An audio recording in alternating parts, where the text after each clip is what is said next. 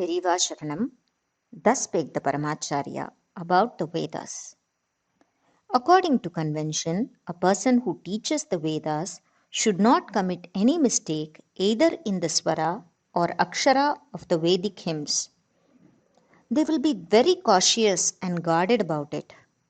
Not only that, they are very strict in this aspect of giving instruction in the Vedas.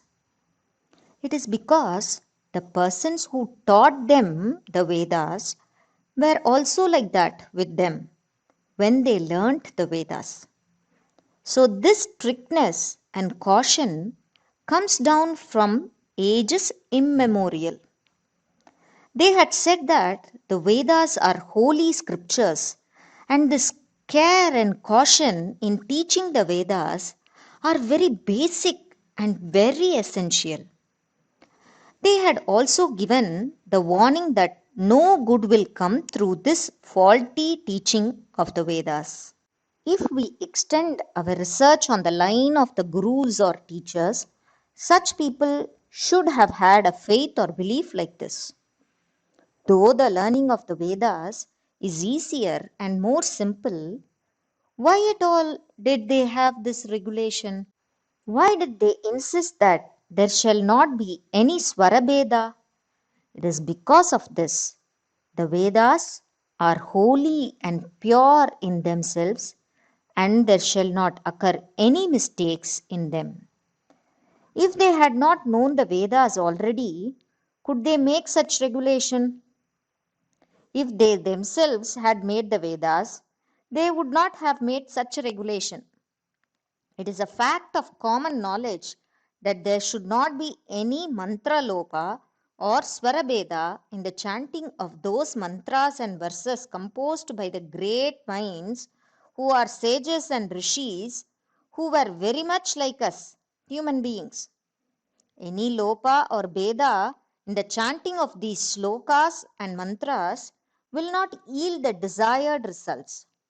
When that is the case with the mantras and shlokas authored by people like us, how much should be the importance and significance of Vedas, about whose authorship we have very little knowledge? So, we can categorically say that the Vedas cannot have been written by any man as such. The Vedas are not man-made, therefore. The Ramayana is an epic which tells the events supposed to have happened thousands of years ago. There, it is said that Lord Rama had known the Vedas. Valmiki calls Rama as a person who knew the Vedas. Similarly, Ravana is described as a knowledgeable person in the Vedas. From these, we may know that even in those days, from Kashmir to Kanyakumari, the Krishna Yajur Veda was prevailing as one and the same. The Vedas have not changed in any manner even after the passage of so many years. What is the reason for this? The Vedas had not been written by any man. If that had been so, there could have come in changes on every occasion when a guru taught the Vedas to his Sishya or disciples. Moreover, if the Vedas had been written by man, the Veda mantras could not have attained or retained so much force and efficacy and veracity. How could the aksharas in the Veda mantras get so much vigor and vitality if they had been written by any man?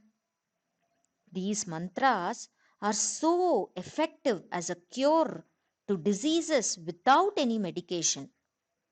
The mind and body of man acquire new vigor and strength by chanting these mantras.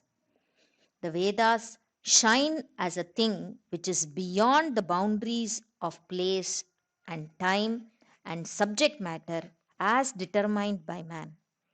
If the Vedas are the ancient books written ordinarily by a man, they could not have such wonderful and phenomenal powers and vitality. We therefore consider firmly that the Vedas were given as Upadesha by the Paramatma or God Himself.